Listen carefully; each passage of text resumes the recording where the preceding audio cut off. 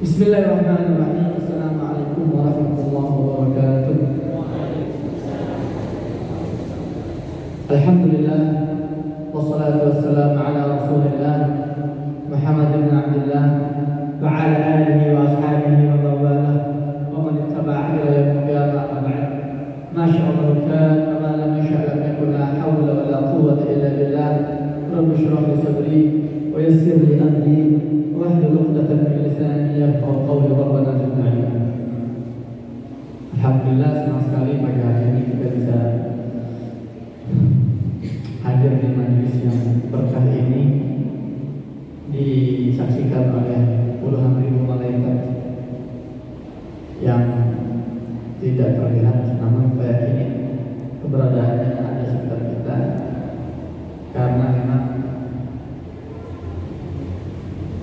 ya Allah SWT menjanjikan bagi hamba-hambanya yang mengkaji Al-Quran di rumahnya, niscaya Allah akan turunkan malaikat untuk membersihkan dan mendoakan kita semua.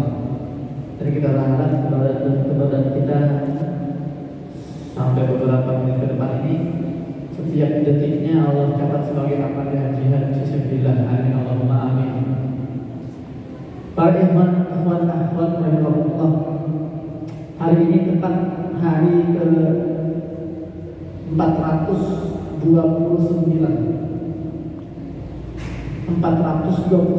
hari genosida Israel terhadap Gaza. 429 hari Gaza bertahan di tengah gempuran tidak hanya Israel, tapi ini adalah serangan gabungan negara-negara Barat, Amerika, Inggris, Prancis, Jerman, Australia, Kanada, Spanyol. Mereka menggempur Gaza sendirian lebih dari 14 bulan. Jumlah korban jiwa sejauh ini 44.700 sekian. Itu yang teridentifikasi.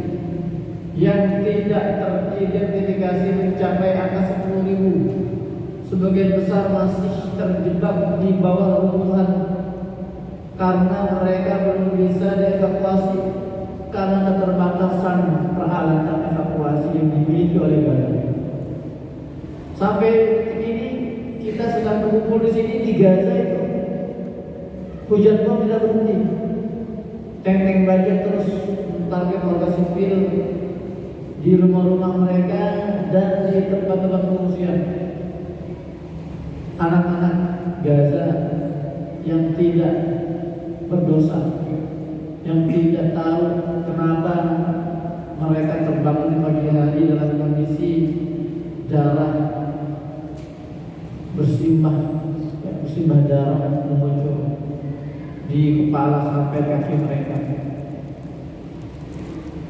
Namun yang saya sangat membuat saya marah itu pembantaian yang terjadi setiap hari sampai detik ini itu tidak sampai kepada kita, betul? Nggak sampai. Media-media mainstream Indonesia ini, masya Allah, itu dosanya luar biasa, menutupi fakta. Umat ini dibuat tertidur karena juga peran media yang mulai bungkam. Angka 44.700 nyawa itu kalau di rata-rata, Ibu, di rata-rata sejak 429 hari itu per hari di Gaza, artinya per hari itu Israel membunuh 105 nyawa per hari. Satu hari 105, 2 hari 105, terus per hari bayangkan. Jadi darah para syuhada yang mengalir ini dianggap oleh media-media ini bukan sesuatu hal yang worth it untuk diberitakan, tidak bernilai, tidak bisa menggerakkan mereka untuk paling tidak menyuarakan Gaza. Namun pada akhirnya ya namanya juga media ya sekuler, kapitalis, mereka ini menurut kepada siapa yang punya uang, gitu kan? Siapa yang punya uang lebih banyak, dialah yang bisa mengarahkan kemana media ini mengarah. Tapi yang membuat saya lebih marah bukan hanya media, tapi para ulama kita, umat Islam. Saya beberapa minggu terakhir ini bertemu dengan ketua-ketua IKADI. IKADI ini Ikatan Dai Indonesia. Saya ketemu ketua IKADI Jawa Timur, diskusi dengan beliau. Saya ketemu dengan ketua IKADI Bogor. Saya ketemu dengan ketua IKADI Jakarta, ngobrol. Dan saya curhat di sini. Saya bilang, Ustaz, ini kemana Ustaz? Kemana peran para ulama kita? Di saat media-media mainstream ini bungkam, tidak bersuara, memilih untuk memberitakan berita-berita sampah dibanding ratusan nyawa yang dibunuh per hari, lebih memilih memberitakan kasusnya Agus dan Novi. Nah, itu viral tuh. Lebih diangkat terus sementara 100 nyawa yang dibunuh per hari tidak menggerakkan mereka. Terus kenapa kok ulama kita terkesan juga malah mengalihkan perhatian umat dari Palestina? Maksudnya bagaimana? Saya beberapa pekan ini pindah-pindah sholat Jumatnya. Saya penasaran ini khotib ini akan bahas apa nih? Kira-kira akan membahas tentang Gaza ya? Saya lihat tayangan ulang live streaming khutbah Jumat di beberapa tempat di Istiqlal dan sebagainya. Tidak ada satupun dari pengalaman saya, tidak ada satupun yang membahas tentang Palestina, tentang Baitul Maqdis, tentang Masjidil Aqsa. Tapi yang dibahas malah fadilah sholat duha. Para hadirin hari ini kita akan membahas keutamaan sholat duha. Khutbah pertama, khutbah kedua, nama Gaza tidak disebut sama sekali. Kemudian Istiqlal pembahasannya menjaga kemaluan. Bagus temanya, tapi kan ada skala prioritas. Apakah menurut para ulama ini darah-darah yang mengalir 100 nyawa per hari itu tidak layak untuk disampaikan di atas mimbar? Padahal sholat Jumat itu adalah momen langka di mana orang berkumpul sebanyak itu. Harusnya diingatkan, wahai jemaah-jemaah dalam mereka, hari ini hari ke-420 sekian, Indonesia masih berlanjut. Saudara kita dibantai, anak-anak sedang kelaparan. Kalaupun tidak membahas tentang masalah Baitul Maqdis, tentang Masjidil Aqsa, paling informasinya diangkat lagi. Jadi terkesan malah ikut mengalihkan perhatian umat.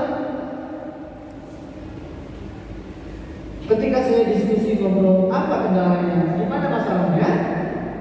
Ternyata ada, Ustaz, kita mau bahas apa lagi tentang masalah Palestina? Sudah kita bahas di Jumat pekan sebelumnya bahwa Masjidil Aqsa ulang kiblat lain, kiblat pertama umat Islam, bahwa Palestina tempat Islam Irak, bahwa Masjidil Aqsa adalah salah satu dari 3 masjid yang wajib dikunjungi. Udah, itu sudah kita bahas. Kita bahas apa lagi? Astagfirullah. Jadi ternyata karena kekurangan bahan, kekurangan materi. Ya Allah. Padahal Pak, Bu, padahal Allah Subhanahu wa taala menurunkan Al-Qur'an 30 juz, 114 surat, 6.200 sekian ayat. Itu sepertiganya ayat-ayatnya itu berbicara tentang Baitul Maqdis. Itu hasil riset dari Profesor Dr. Abdul Fattah Al-Uwaisi, dibantu oleh beberapa mufasir kontemporer, di antaranya Dr. Ahmad Naufal, mufasir Palestina yang bermukim di Yordan. Sepertiga Al-Quran itu membahas tentang Baitul Maqdis. Artinya apa? Pak, kalau sepertiga Al-Quran berapa juz, Pak? 10 juz itu isinya adalah membahas tentang Baitul Maqdis. 2000 ayat lebih membahas tentang Baitul Maqdis. Maka saya termasuk orang yang mengkritisi template atau pola gaya kajian Palestinaan yang selama ini banyak terjadi di Indonesia. Semenjak saya dievakuasi dari Gaza bulan November lalu, saya tiba di Indonesia, kemudian saya diundang oleh ratusan masjid, bukan November tahun ini ya, tapi tahun lalu 2023. Saya sudah mengisi kajian di ratusan masjid, di kampus-kampus, perusahaan-perusahaan, sekolah-sekolah. Saya selalu mengingatkan, menegaskan kepada pihak pengundang. Pokoknya kalau ada yang mengundang Muhammad Hussein Gaza bicara Palestinaan, syarat utamanya adalah kalau bikin sepatu kajian itu jangan ada embel-embel tulisan siapkan infak terbaik, siapkan donasi terbaik. Jangan. Kenapa? Saya nggak mau kajian di Palestina ini selalu money oriented. Kesannya itu donasi sentris. Kayaknya kalau kajian Palestina ya udah pasti donasi ujung-ujungnya. Itu yang saya khawatirkan, ini bisa membuat mindset seolah-olah bicara Palestina bicara donasi ya selesai kan?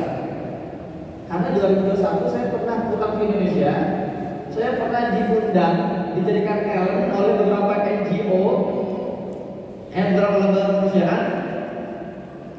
Saat itu saya ditandem, ya disandingkan dengan Syekh dari Gaza. Kita dikasih waktu cuma berapa menit, setengah jam bicara Palestina itu, setengah jam. Kemudian lamanya itu apa? Pihak panitia NGO itu mengadakan lelang-lelang di dalam masjid, lelang share 5 juta, 10 juta, terus sampai 1 jam lebih itu. Ya Allah, saudara.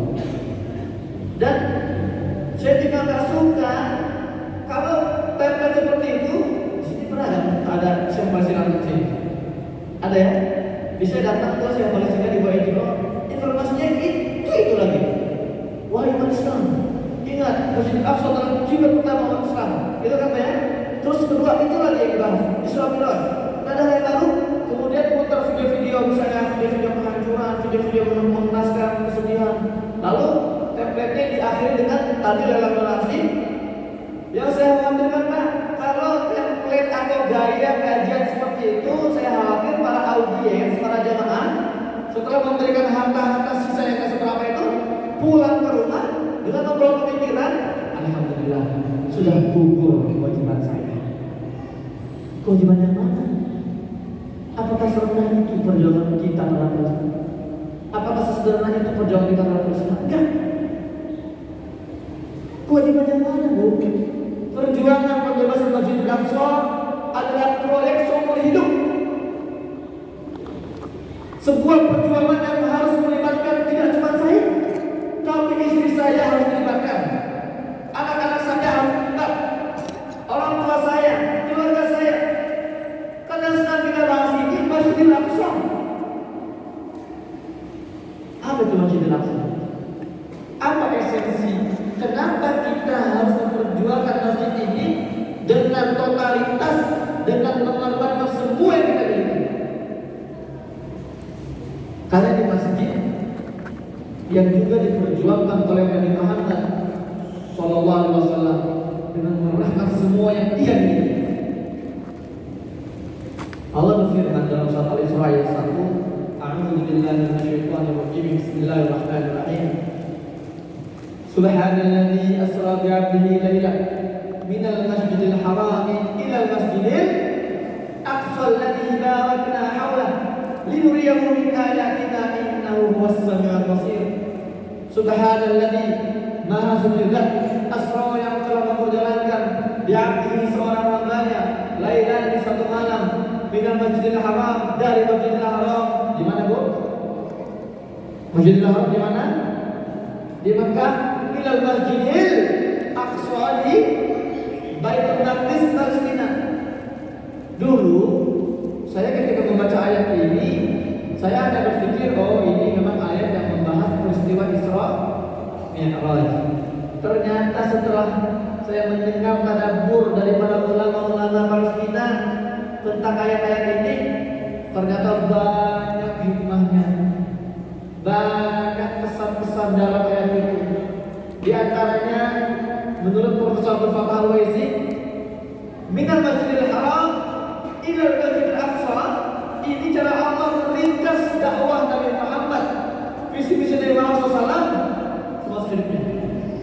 Minal Masjidil Aqsa, min dari yadullu ala bidayah. Kalau kata-kata dari itu menunjukkan permulaan. Ila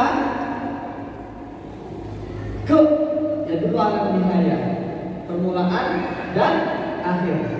Saya berjalan dari Bogor ke Bandung, bermula dari Bogor, berakhir di Bandung. Minal Masjidil Haram ila Masjidil Aqsa, artinya apa?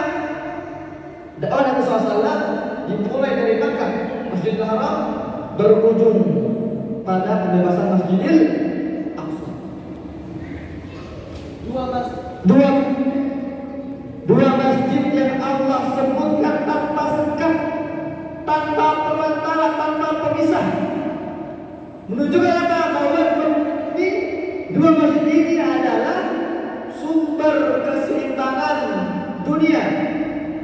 Bahkan Masjidil Aqsa terdapat di satu negeri yang Allah sebutkan sebagai pusat keberkahan, bukan hanya dunia, keberkahan alam semesta. Dalam surat Al-Anbiya ayat 71 Allah berfirman, "Wa najjaynahu wa Lutan ilal ardi allati barakna fiha lil alamin." Dan kami telah selamatkan ia, Ibrahim alaihissalam, dan Nabi Lut alaihissalam, ke sebuah negeri yang kami berkahi di dalamnya untuk seluruh alam semesta. Jadi apa yang terjadi di Palestina, apa yang terjadi di Masjidil Aqsa, dampaknya itu mempengaruhi kondisi alam semesta. Karena itu pusat keberkahan alam semesta. Makanya sejak Palestina dijajah, sejak Masjidil Aqsa dikuasai oleh orang-orang Yahudi, mereka bangsa pembunuh para nabi. Sejak saat itu sampai hari ini, bencana alam itu luar biasa. Tsunami, gempa bumi, banjir bandang, topan, angin puting beliung, sebagainya. Dunia kacau, alam tidak berseimbang, fitnah merajalela, kebodohan di mana-mana, kemiskinan di mana-mana, perpecahan di mana-mana. Sumbernya di mana? Sumbernya di Baitul Maqdis. Makanya Allah ikat minal Masjidil Haram ila Masjidil Aqsa, dua masjid yang harus di bawah penguasaan dan pengawasan umat Islam. Kalau satu di antaranya itu direbut oleh musuh, maka tidak ada keseimbangan di dunia hari ini. Itu yang dipahami oleh Nabi SAW. Makanya Nabi SAW setelah menaklukkan Mekah dalam peristiwa Fathu Mekah, beliau tidaklah mengarahkan pedangnya ke arah Syam. Kalau kita melihat peta ghazawatun Nabi, peta peperangan Nabi setelah Fathu Makkah, itu arahnya ke Syam itu. Perang Hunain, perang Mu'tah, perang Tabuk. Seolah berkesan membangun anak-anak tangga pembebasan Masjidil Aqsa. Masya Allah. Nabi Muhammad SAW adalah sosok yang paling ambisius, yang paling emosi melihat Masjidil Aqsa itu di bawah kekuasaan Romawi saat itu. Maka beliau selalu memotivasi para sahabat, membakar semangat para sahabat tanpa henti. Maka ada hadis-hadis banyak sekali itu tentang beliau membahas Baitul Maqdis. Banyak itu. Tiba-tiba Nabi lagi ngumpul, tiba-tiba beliau angkat tangan. Allahumma barik lana fi syamina wa yamanina. Kata sahabat, itu artinya, ya Allah berkahilah Syam kami dan Yaman kami. Salah seorang sahabat bertanya, ya Rasulullah, wa najduna, Najd, Hijaz, bagaimana dengan Najd, dengan Arab Saudi dan sekitarnya, Mekah, Madinah? Nabi ulang lagi doanya, Allahumma barik lana fi Syamina wa Yamanina. Ya Allah, berkailah Syam kami dan Yaman kami. Ya Rasulullah, kok kami tidak doakan Najd? 3 kali kami mendoakan Syam dan Yaman. Sampai akhirnya beliau mengatakan, kalau Najd dari sinilah akan muncul qarnul syaitan al-ghamani. Dari sini akan muncul tanduk-tanduk syaitan atau fitnah. Makanya hari ini sudah terlihat itu di wilayah Saudi itu, masya Allah. Jangan Pak bicara Palestina Pak, ditangkap. Nggak boleh ada ulama Saudi membahas tentang pembebasan Baitul Maqdis, nggak boleh. Sekarang yang boleh apa di Saudi Arabia itu? Artis-artis Hollywood yang menggunakan pakaian-pakaian seksi itu melahirkan konser-konser besar di Saudi Arabia itu boleh. Kasino-kasino, tempat-tempat perjudian dibuka di mana-mana itu boleh. Tapi kita mau pakai syariat Palestina, hati-hati nggak boleh. Makanya Barat musuh-musuh kita ini paham banget, paham sekali Pak. 2 masjid ini tidak boleh berada di bawah kekuasaan umat Islam. Maka dari itu hari ini ada usaha yang masif, sistematis dan struktur dari Barat mentarget umat Islam untuk apa? Untuk memenggal potongan ayat ini. Minal Masjidil Haram ila Masjidil Aqsa. Stop. Cukup minal Masjidil Haram saja. Umat Islam dibuat terlena dengan ibadah individunya, dengan umrohnya, haji-hajinya. Makanya coba Pak, renungkan deh. Amerika ini nggak pernah ada usaha-usaha untuk mengobok-ngobok, mempersekusi gerakan umroh umat Islam. Betul ya? Nggak pernah ada usaha untuk mempersulit umat Islam umroh. Bahkan dipermudah, difasilitasi. Saudi Arabia itu kan siapa penjamin keamanannya? Amerika. Pokoknya silakan bangun itu Masjidil Haram megah-megah, renovasi Masjid Nabawi megah-megah, silakan. Kalian umat Islam mau berapa kali umroh setahun? 10 kali silakan. Mau haji berapa kali? 10 kali silakan. Tapi awas, jangan bicara Baitul Maqdis, jangan bicara Masjidil Aqsa, jangan bicara Palestina. Itu sudah punya Israel. Maka saya sekarang suka marah, suka heran. Umat Islam ini, masya Allah, ini banyak umroh bisa berkali-kali itu. Umroh itu sunnah, tapi memperjuangkan Masjidil Aqsa hukumnya apa? Wajib. Bagaimana bisa-bisanya mendorongkan yang sunnah daripada yang wajib? Istilahnya ini menjelang sholat zuhur, sudah ada zuhur, Allah datang kita ke masjid, sholat sunnah 2 rakaat, keluar lagi. Sholat sunnah diambil, sholat zuhur tinggalkan. Bagaimana itu? Itulah keberhasilan Barat yang berhasil menanamkan atau merusak konsep minal Masjidil Haram ila Masjidil Aqsa. Dalam sebuah hadis, Nabi pernah bersabda, "Sayasirul amru ila an takunu junudan mujaddada." Kata Nabi, ini hadis dari namanya Wasilah. Dia mendengar Nabi bersabda, nanti di akhir zaman kalian akan terpecah-pecah menjadi beberapa pasukan. Jundun fil Yaman, jundun fil Syam, jundun fil Iraq. Satu pasukan di Yaman, satu pasukan di Syam, satu pasukan di Irak. Kalau kita bilang Syam, itu artinya wilayah Palestina dan sekitarnya. Yordan, Lebanon, Suriah, Palestina itu Syam. Pusatnya Syam itu Baitul Maqdis di Palestina. Nah, kata salah sahabat bertanya, ya Rasulullah, khirli ya Rasulullah.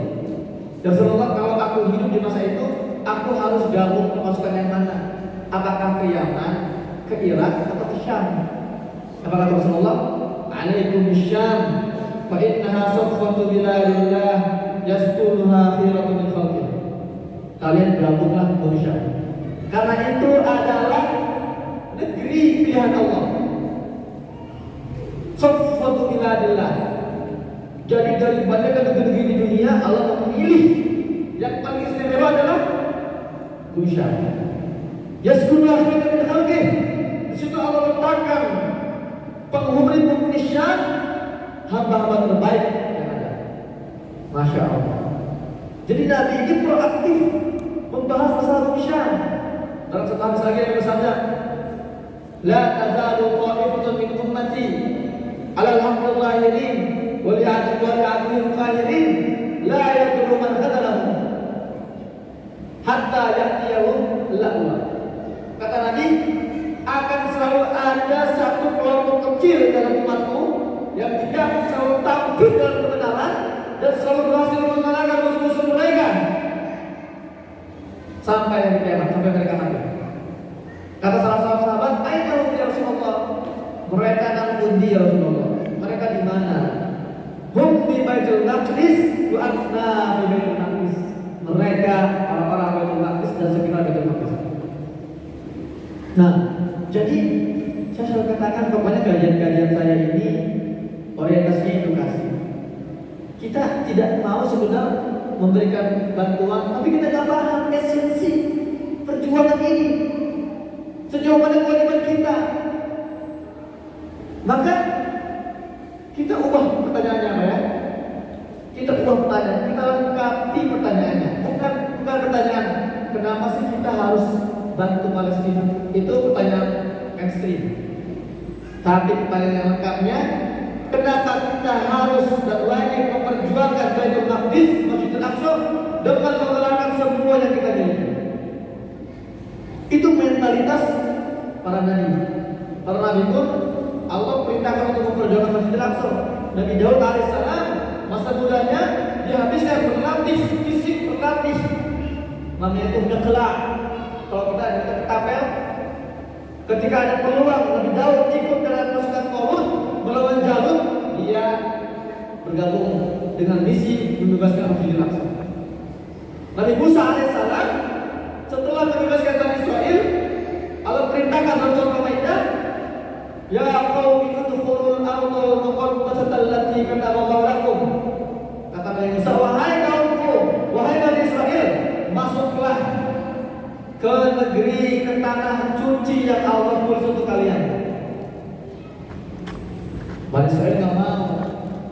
"Inna fiha qauman jabbarin walan nadkhulaha hatta yakhruju minha." Wahai Musa, kita tidak mau masuk ke sana. Ada orang-orang kuat dan kita masuk. Kita tidak mau masuk sebelum mereka keluar.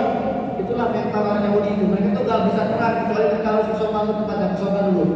Idhab anta wa rabbuka faqatila, kata orang Bani Israel. Pergilah engkau, wahai Musa, bersama Tuhanmu dan bertempurlah di sana. Jangan sampailah kita punya mental ini. Wahai penduduk Gaza, ya pergilah engkau berperang antara engkau dan Tuhanmu. Kami di sini duduk-duduk saja.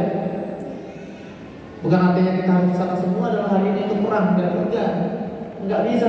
Kita ke sana hari ini datang tanpa persiapan dan punya skill militer dan punya. Kalau kita sekarang ke Gaza, kan? Gaza tanpa strategi datang sana untuk jihad gitu aja, akan terima oleh para pejuang kosan itu. Kita akan jadi beban seperti itu, Bang. Karena perang sekarang itu nggak kayak perang melawan company. Dulu kita masih bisa main bambu kucing, karena lawannya senjata konvensional.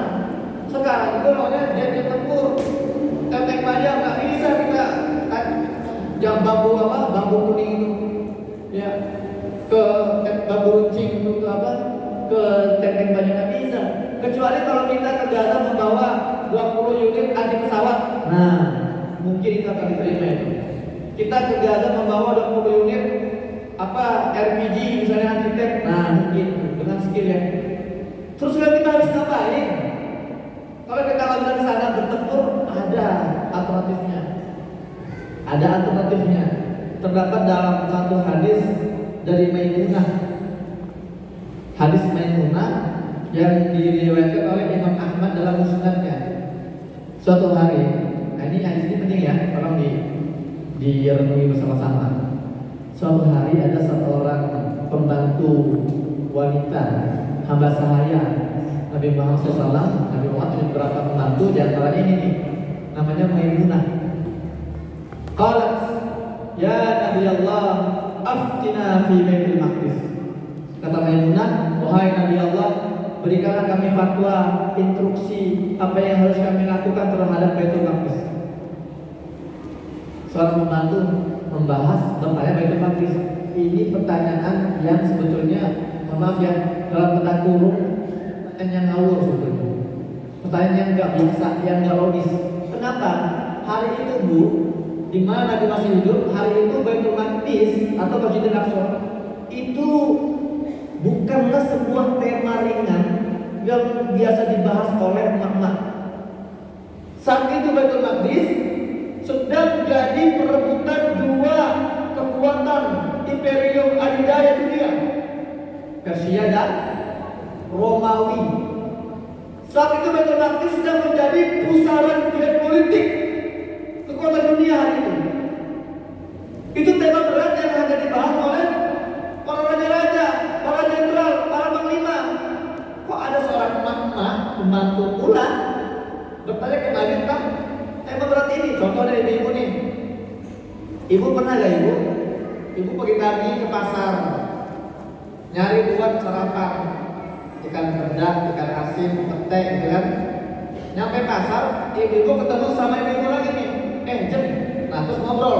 Jem, gimana ya update terkini perang antara Ukraina dan Rusia? Pernah gak ibu bahas masalah itu? Ibu mau membahasnya misalnya gimana ya hubungan antara Xi Jinping, presiden Cina, dengan Vladimir Putin, presiden Rusia? Pernah bahas masalah itu? Enggak, itu bukan nama ibu-ibu. Kalau mama ini kali apa bahasanya? Itu si Novik sama si Agus gak kelar-kelar generasinya. Ibu-ibu ini pembahasannya itu Gus Miftah masa jelek-jelekin tukang es teh. Itu pembahasan emak. Tapi kok bisa seorang pembantu di masa Nabi datang ke Nabi bertanya hal berat sekelas Baitul Maqdis yang sedang menjadi perebutan Romawi dan Rusia, Romawi dan Persia. Ketika saya diskusi, saya bertemu dengan Profesor Abdul Fattah Al-Waisi di Universitas Juanda Bogor. Kita naik mobil bersama sampai bandara itu. Saya tanya ke beliau, Pak Prof, kok bisa seorang pembantu membahas, membuka masalah ini? Apa dia bilang? Memang hari itu di Madinah yang sedang trending topik itu masalah Baitul Maqdis. Yang sedang viral jadi buah bibir itu Baitul Maqdis. Kok bisa trending topik? Gak ada medsos, gak ada Instagram, gak ada Twitter, gak ada Facebook. Kok bisa? Apa yang membuat trending topik itu Baitul Maqdis? Apa kata beliau? Tidak lain dan tidak bukan adalah Nabi Muhammad Sallallahu Alaihi Wasallam. Beliau lah yang membuat isu Baitul Maqdis terus di atas permukaan. Karena beliau ini punya kewajiban, punya hutang, masa punya hutang untuk bebaskan Masjidil Aqsa. Jadi beliau kemana-mana itu membahasnya Baitul Maqdis. Ketemu para sahabat besar, beliau bahas tentang Masjidil Aqsa. Ketemu para sahabat muda, beliau bahas Baitul Maqdis. Ketemu emak-emak, beliau bahas tentang Quraisy. Selalu itu beliau ingin agar masyarakat hari itu, para sahabat, tidak melupakan urgensi pentingnya pembebasan Baitul Maqdis. Kenapa kita akan seperti itu? Kenapa kita umat Islam tak semarah itu? Kenapa kita tak seambisius itu? Kenapa? Nah, akhirnya Nabi senang tuh ada seorang pembantu tanya masalah itu. Seolah-olah kalau kita bisa menafsirkan pertanyaannya Maimunah, ya Rasulullah, mbok ya Anda ini mana-mana bicara Baitul Maqdis, kesana bicara Baitul Maqdis, terus kami harus ngapain ya Rasulullah? Afna, berikan kami instruksi ya Rasulullah. Qala ardul mahsyar wal mansyar. Kata Nabi, oh Baitul Maqdis itu mah padang mahsyar dan mahsyar. Mahsyar artinya berpencar, mahsyar artinya berkumpul. Di Baitul Maqdis lah manusia berpencar. Dan nanti di Baitul Maqdis semua manusia dari Adam sampai manusia terakhir akan dikumpulkan di padang mahsyar. Di mana padang mahsyar itu? Di Palestina. Itu padang mahsyar. Ini juga jawabannya nggak nyambung ibu. Orang Maimunah minta instruksi, minta perintah, minta fatwa, kok malah dikasih informasi? Nyambung tidak? Tidak nyambung sebetulnya. Tapi itulah pola nabawi, itulah Itulah metode kenabian. Nabi kalau mau memerintahkan kepada sahabat, enggak langsung dulu, ayo donasi Palestina, langsung dulu, makan-makan. Enggak, tapi diedukasi dulu, diberikan informasi dulu, agar umat Islam dipaham urgensi, bobot, value, nilai sebuah wajib aksi itu seperti apa. Kalau sudah paham, enggak perlu disuruh pun kita akan memahami kewajiban kita jauh mana. Itu cara Nabi, edukasi dulu. Nah, harus sebenarnya keluar fatwanya. Apa kata Nabi?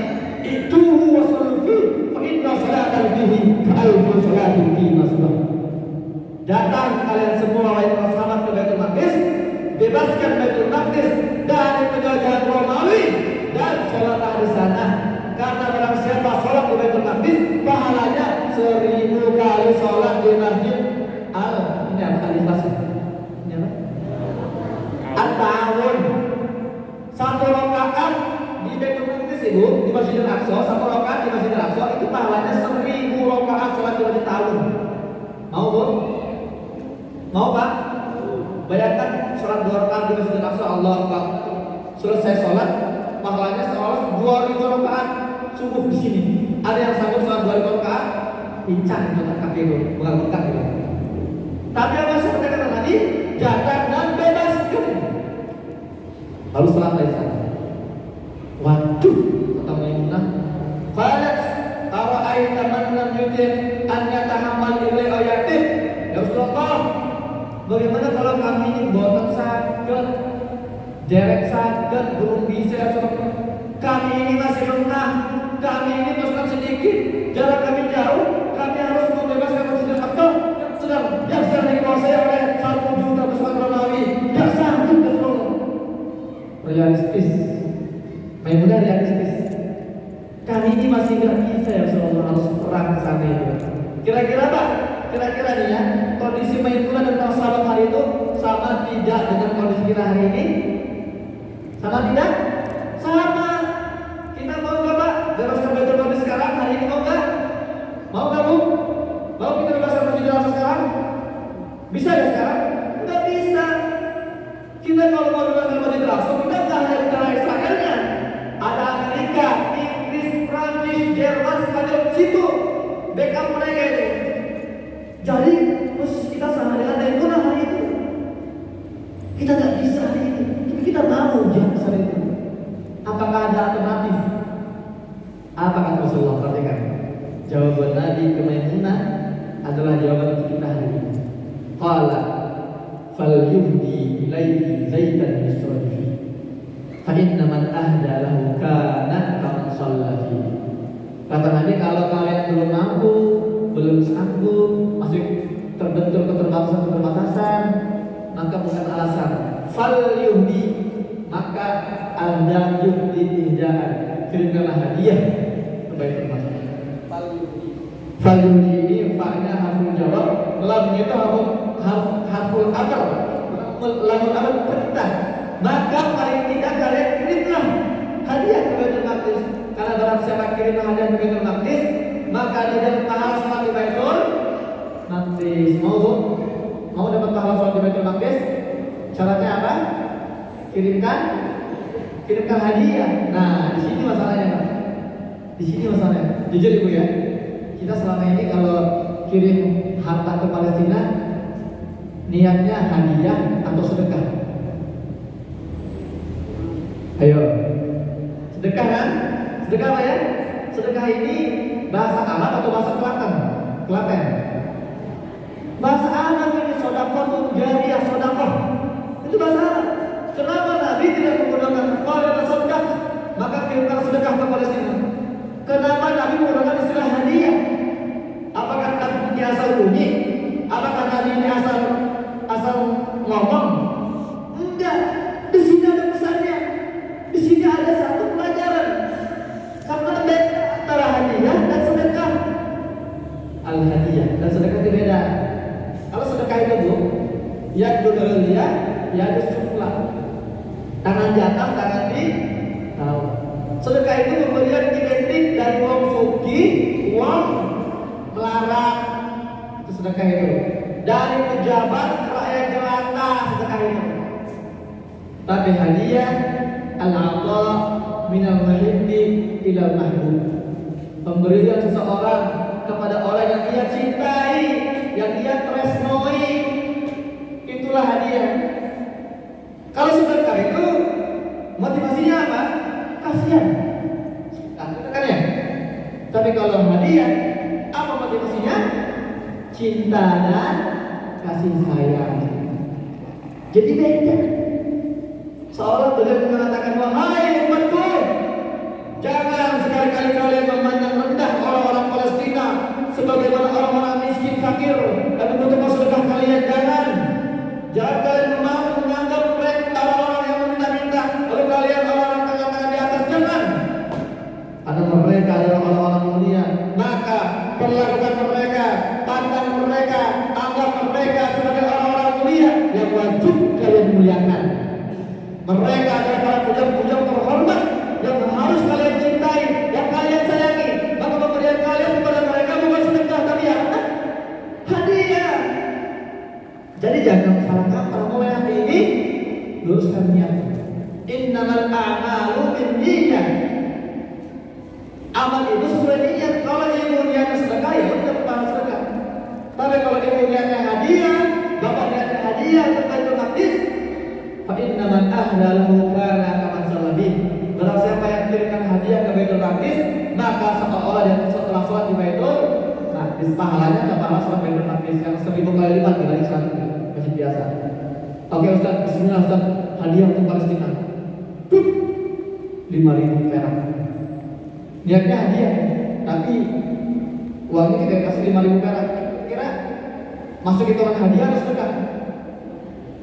5.000 perak hadiah atau sedekah, Pak? Tergantung. Kalau adik-adik punya cuma 5.000, Ustaz 1.000 buat Palestina, itu namanya hadiah. Karena itu yang mereka miliki. Tapi ini bapak-bapak uangnya masuk juta di amanah, di saldo rekening. Waktu saya juga katakan dengan miliaran, ketika bicara Palestina, ces 10 juta. Kalau bagi orang yang sulit seperti saya itu besar. Tapi kalau bagi orang yang punya miliar rupiah, 10 juta itu bukan hadiah, tapi sedekah itu. Hadiah itu sesuatu yang berat untuk dilepaskan, sesuatu yang value bernilai. Kalau saya waktu di lereng Gunung Dieng di Wonosobo, kalau tidak salah itu, saya ngisi di situ kajian subuh. Setelah saya bicara tentang Baitul Maqdis, tentang Masjidil Aqsa, ada seorang jamaah nenek-nenek datang ke saya setelah kajian. Lampu tergir Ustaz, saya nggak tahu ada kajian Palestina Ustaz. Saya nggak bawa uang Ustaz, tapi ini tolong Ustaz, saya titip cincin emas saya untuk Baitul Maqdis. Nabi menyuruh saya kirim hadiah, ini hadiah yang saya berikan. Bu, kira-kira melepas cincin emas itu ringan atau berat, Bu? Berat. Tapi disitulah memang tantangannya, disitulah nilai hadiahnya. Sesuatu yang berat untuk dilepaskan. Kita jangan mau kalah sama Barat, Amerika, Inggris, Prancis, dan Australia. Ketika mereka mensupport membackup Israel, mereka selalu membackup membantu Israel dengan hadiah terbaik mereka. Amerika kalau kirim jet tempur buat Israel, nggak pernah kirim jet tempur rongsokan tahun 80-an misalnya, nggak pernah. Mereka mengirimkan jet tempur paling mutakhir yang mereka punya. Jerman ketika mengirimkan ribuan amunisi untuk Israel, nggak pernah kirim ribuan amunisi yang second. Yang terbaik yang mereka kirimkan. Australia, Kanada, Prancis ketika mereka kirimkan uang cash untuk Israel, mereka mengirimkan dengan angka yang luar biasa fantastis. Karena mereka tahu bahwa Israel itu adalah kunci dominasi mereka, prioritas bagi mereka. Nah, masalahnya di dalam Islam, bicara Baitul Maqdis, masih menggunakan pikiran sisa, waktu sisa, ada sisa, harta sisa. Kenapa? Karena kita masih belum meyakini bahwa ini adalah prioritas. Sebagaimana Nabi SAW menjadikan isu Baitul Maqdis sebagai isu prioritas, kita harusnya memberikan apresiasi yang sama, semangat yang sama. Paham Bu ya? Mulai hari ini kalau kirim ke Palestina, niatnya apa? Tidak hanya niat, tapi juga nilainya apa? Nilainya hadiah. Hadirin yang Allah muliakan, ini sampai jam berapa? 11 ya. Oke, ini ada waktu setengah jam. Sebetulnya saya kalau ngisi kajian minimal 3 jam. Ya, karena banyak. Saya kalau bicara Palestina ini nggak cukup hanya masalah informasi hari ini terkini, enggak. Itu bahkan bagi saya itu kurang terlalu substansi. Saya ingin membahas tentang esensi dasarnya. Kenapa kita harus memperjuangkan Baitul Maqdis? Mana ayat-ayatnya, mana hadis-hadisnya? Biar kita paham. Kemudian baru saya membahas tentang ya tadabbur Al-Qur'annya, kemudian kondisi hari ini. Ini masih mukadimah ini. Saya masih mukadimah, tapi setengah jam lagi harus selesai. Maka saya akan memberikan kesempatan sesi tanya jawab aja ya. Buat para ikhwan 2, buat para akhwat 2. Silakan kalau ada yang mau bertanya. Mumpung saya di sini, Pak. Mumpung saya di sini kan biasanya kan melihat saya cuma di medsos ya, Bu ya. Cuma dilihat televisi ya. Sekarang saya di sini, kalau ada yang mau bertanya silakan. Kami beri kesempatan ya, tolong dibantu. Ustaz, Assalamualaikum warahmatullahi